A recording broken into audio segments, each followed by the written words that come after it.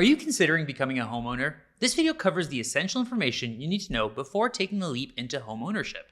Learn about the 3 key steps for first-time home buyers, understand the financial triangle to manage your finances effectively, and at the end, I will explain how to get started. My name is LJ Aguinaga, real estate broker in Montreal and founder of LJ Realties. Our team worked with more than 180 families in 2023, so if you need any real estate advice or would like to work with me or my team, all of my information will be available in the description down below. For now, let's get started and focus on the information you're looking for. Most first-time buyers struggle to get started because it can be overwhelming. Who do I speak to first? Am I wasting their time? How could I ever afford to buy? These are all common confessions buyers tell me after we finish our buyer's consultation.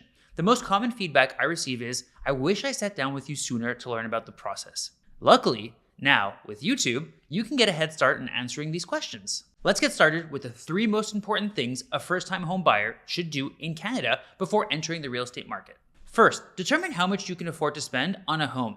Now, the absolute easiest way to know this is to speak with a qualified mortgage broker. They're going to ask you for your proof of income, your proof of down payment. They're going to pull a credit report on you. They're going to ask for a notice of assessments, etc. And when you provide all of this information, the mortgage broker is going to be able to provide you with a mortgage pre-approval. Now, there's an important distinction between a pre-approval and a pre-qualification. And a pre-approval, the mortgage broker will actually review all of it, check your credit in depth, and ensure that you will be able to purchase without any concerns moving forward.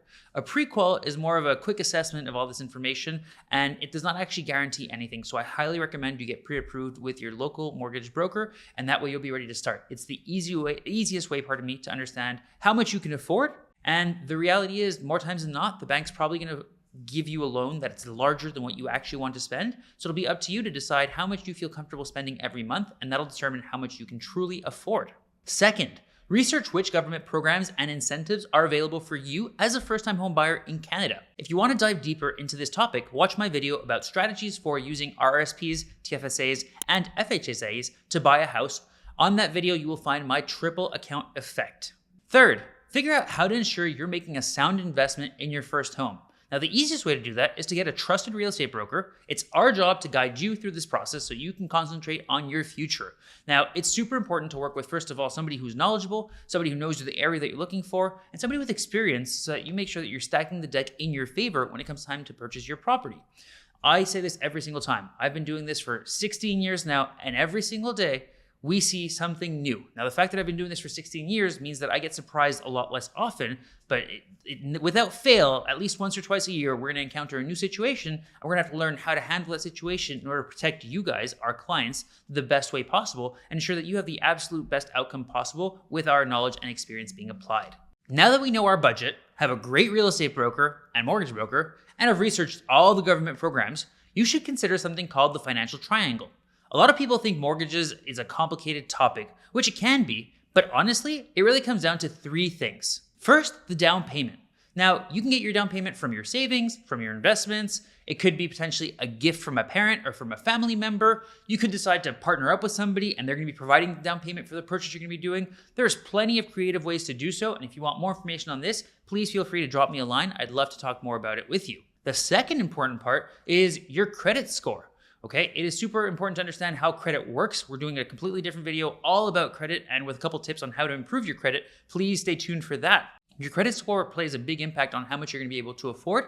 It tells banks and creditors how good at paying back your loans and your debts you are. So essentially, if you've been able to maintain credit for a while, if you always pay your credit cards or your lines of credit on time, and you're not utilizing too much of them, these are all things that are going to impact your credit score in the right direction. I encourage everyone to take a look at your credit at least once a year, and it's even happened to me where there was an account that had nothing to do with me that had been confused onto my account, and this was unfortunately negatively affecting my credit for a little bit. So I called up TransUnion or Equifax and I had them rectify it because it had absolutely nothing to do with me. So even if you think everything is okay and you pay everything on time, doing a check at least once a year to make sure there's no funny business going on in your credit is super important. The third part of the financial triangle is your income. Now, obviously, this plays a huge role in your pre-approval, and when we balance these 3 things, we can really understand how much we can afford and how this is all going to work in our favor. There's 2 important ratios to understand as a borrower. You have your GDS and your TDS. The GDS is your gross debt service, and the TDS is the total debt service. And basically, these 2 ratios take into account how much of your mortgage or how much of your payment is going to paying down a property versus the income that you're earning. And then the TDS is obviously taking into account all of your debts. So any car payments, any credit card payments, etc., that you're going to have. Last but not least, I'm going to give you the playbook I use to help clients determine what they're really looking for. I rely on this when client tells me that they don't really know what they want. I start by asking the following, and I call it LPMAMA. So the first thing is location. I obviously want to break down where do they want to live, what's important to them, or is it schools, is it a work district, is it close to their favorite gym, etc. Do they go out regularly? By understanding what location is important to them and where they frequent, we're going to be able to have a much better idea of where we want to head. The second letter in the acronym is P for price.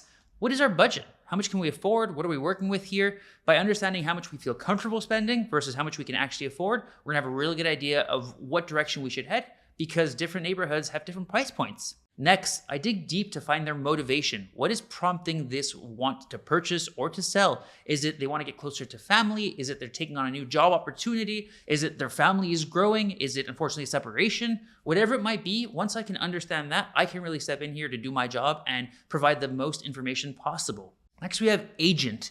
And agent really comes down to, are they working with anybody? Have they worked with anybody before? Did they have good or bad experiences? Is there anything I should know before we start working together to ensure that we don't have the same poor experience they possibly had in the past? And if they are currently working with somebody, I say, well, I hope you continue working with them. And thank you so much for meeting with me, because I don't want to step on anybody else's toes. The next part is mortgage. So if you're a seller, I want to know if you currently have a mortgage. How's that been? What are we looking like there? And if you are a buyer, have you been pre-approved for a mortgage? Are you ready to take on one? And then the final thing is we want to set an appointment, because I can get a lot of information on the phone. We can do a quick meeting, but when I can actually set an appointment, an in-person consultation, or even a virtual consultation, we can really start to peel back this onion and get to the bottom of what they're really looking for and build a plan to get them to that final destination.